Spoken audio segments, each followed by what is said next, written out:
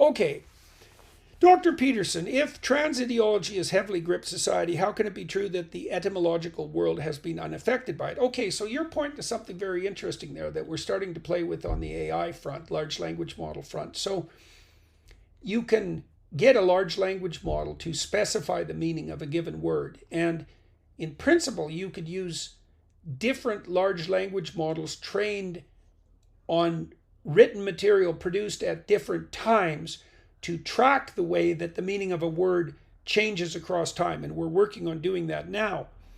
The problem with Grok, the problem with ChatGPT, and this is a problem that Brian Rommel, who I interviewed, Rommel is Roemelle. I'd highly recommend following him on Twitter. He's quite the eccentric genius. Rommel is trying to train a new AI system that's basically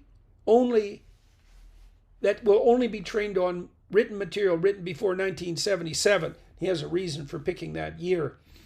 And his sense is that ChatGPT and even Grok are woke, and they lean left terribly because the linguistic corpus on which they were trained is heavily weighted towards the writing that has been produced since the dawn of the internet, right? And so given the radical left-wing shift in the way that we view the world, the AI systems trained on that corpus have this inbuilt left-wing bias. So now you might ask yourself too, why has this happened? And I think the reason for that, by the way, is one of the reasons, a major reason, is the rapid influx of women into the broader social world, into the workplace, into the educational institutions, and so on. And why do I think that? Well,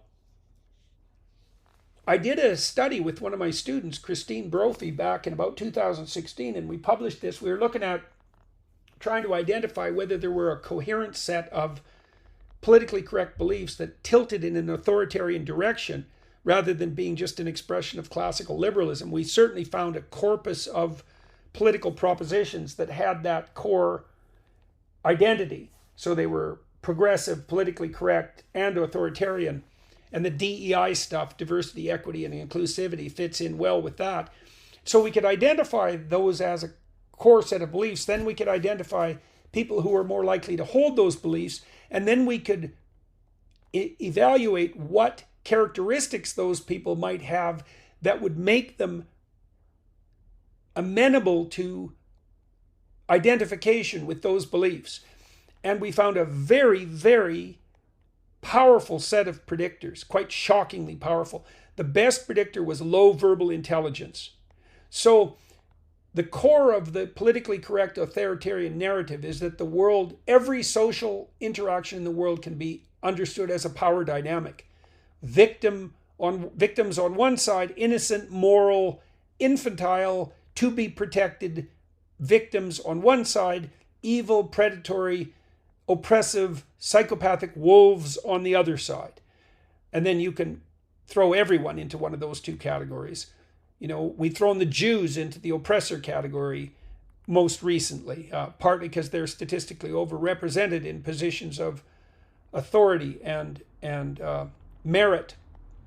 And by definition, if you're statistically overrepresented, according to this theory, then you're a oppressor.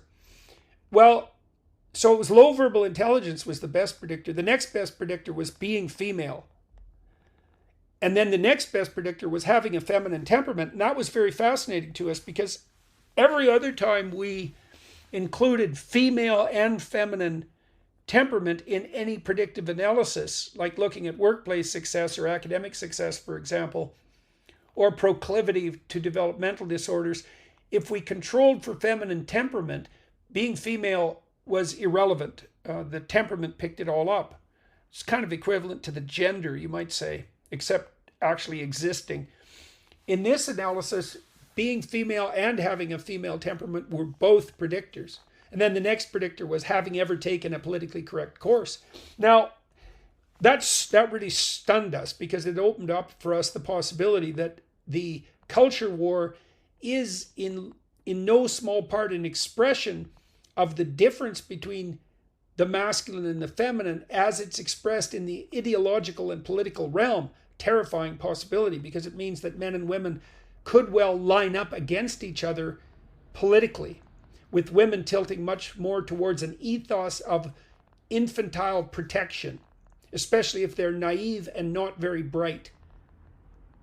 And you know what's really terrifying as well in relationship to this is that this is exactly what's playing out in the political world now with increasing speed among young people. So there's been a number of analysis released recently that show that young men, the Gen Z men, are tilting ever more directly in the conservative direction, whereas young women are tilting in the radical progressive direction, and those differences seem to also be greater in the places that have the lowest birth rates.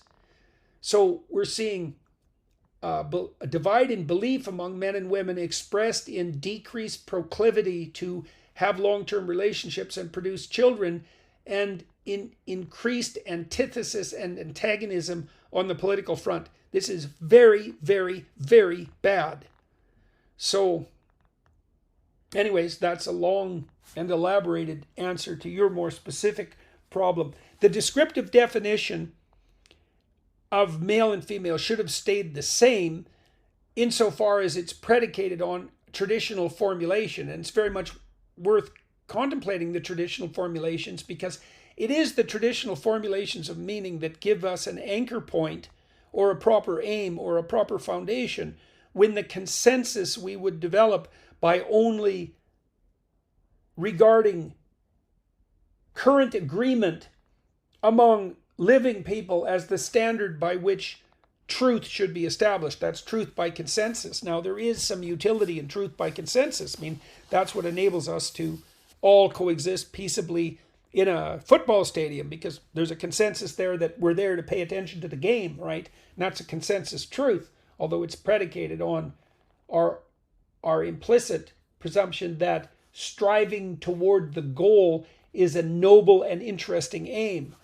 But you're pointing to the necessity of using tradition to bolster. That's Moses' staff, by the way, that tradition. That's the stake you plant in the ground around which a society is founded, right? It's the snake with the serpent wrapped around it as well. That's the transformative staff of Asclepius, the Greek healer. It's the essence of healing itself.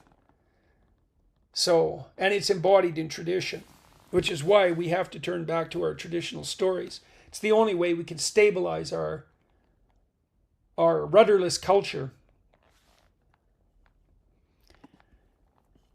How do you move forward in your life when you're disabled and you've lost many of your